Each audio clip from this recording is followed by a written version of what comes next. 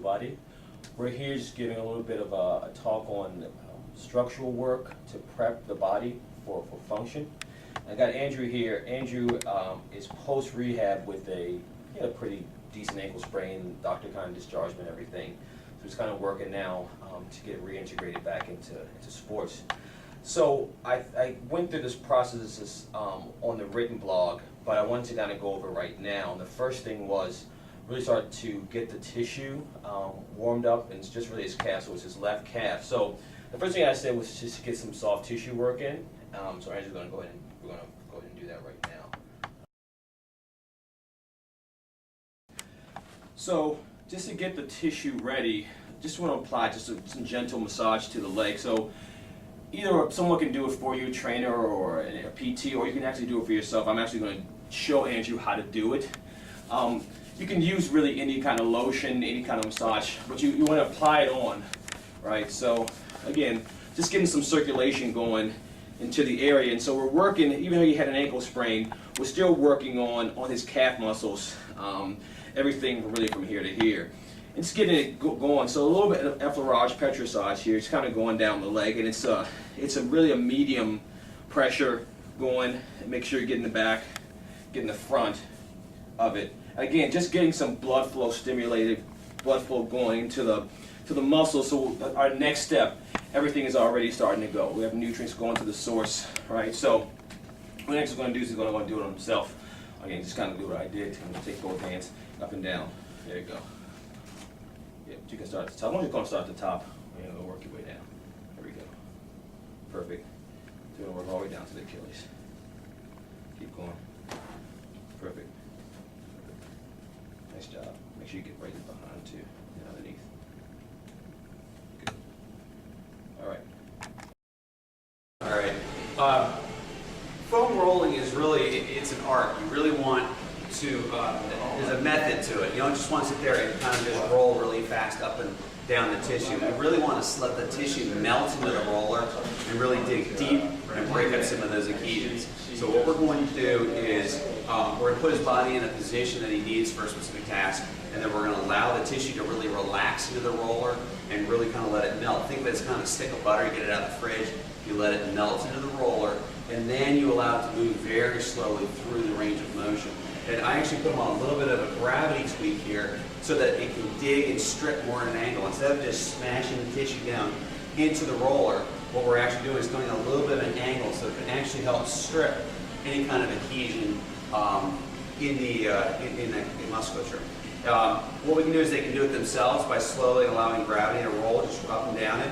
Just work your way down slowly, real slow, okay? And just work down the entire range real slow. And then what I like to do is come back up, is I actually like to assist them and actually pull the tissue as they're coming through. I'll actually dorsiflex the foot while they're doing it. So we're actually pulling the tissue through as they're rolling it, which gives it a different effect. We can have them go to the lateral aspect of the foot and do the same thing. And we can also do the medial side as well. Okay? You can do all different parts of the body, but we can add more body weight by, he can be up on his hands, take his other foot off the ground. He can actually cross that foot over this foot, put more pressure on there. But really, less pressure is better initially. Really work on letting the tissue melt into the roller and then break up those adhesions, go real slow. And then once we get that tissue really soft, then you can add more pressure as you go. So after we've done the soft tissue stuff, we're really going to start to kind of get the tissue and get the muscles moving where they need to be. Where that back leg is going to be most kind of prone to be tight is going to be in what we call dorsiflexion of the ankle. And so we want to make sure we're kind of stretching all the muscles down there, all the soft tissue starting to get wound up right there where it needs to be. So of course we always kind of go into a 3D matrix stretch with this. So he's going to start first. His hands are high. Right, we're going to make sure he's kind of pelvis is forward, simulating a little bit of a hip extension. So he gets a little more dorsiflexion. He's going to take his leg. He's going to start to drive his knee forwards and backwards. So he starts to keep your head over. So he's going to start to move it. Sagittal plane is moving forward, right, forward. And he can again do this on his arm. I'm not really doing anything right now. Just kind of directing him. So go ahead and stop. Now you're going to take your leg, stretch, right point the toes. Now it's going to move his leg side to side.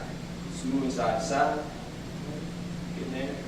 And again, just moving. I don't know if you can see the movement up top of his calf and his knee. Everything's actually moving down on a little bit of a lower level. He's whipping his ankle a little bit, so I'm going to hold it. So he's going to make sure he's getting from the tissues and not letting the rest of the body kind of whip around. Good stuff. Now you're going to bend your knee.